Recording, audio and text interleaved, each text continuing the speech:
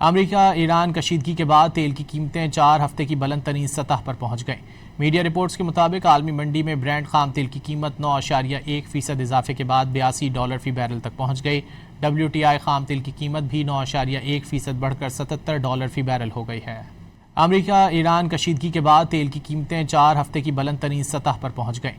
Media reports के मुताबिक आलमी मंडी में ब्रेंट खाम तेल की कीमत 9.1% इजाफे के बाद $82 फी बैरल तक पहुंच गई। WTI खाम तेल की कीमत भी 9.1% बढ़कर $77 फी बैरल हो गई है। अमेरिका ईरान कशीदगी के बाद तेल की कीमतें 4 हफ्ते की बुलंद तरीन सतह पर पहुंच गईं। मीडिया रिपोर्ट्स के मुताबिक आलमी मंडी में ब्रेंट खाम तेल की कीमत 9.1% इजाफे के बाद $82 फी बैरल तक पहुंच गई। WTI खाम तेल की कीमत भी 9.1% बढ़कर $77 फी बैरल हो गई है।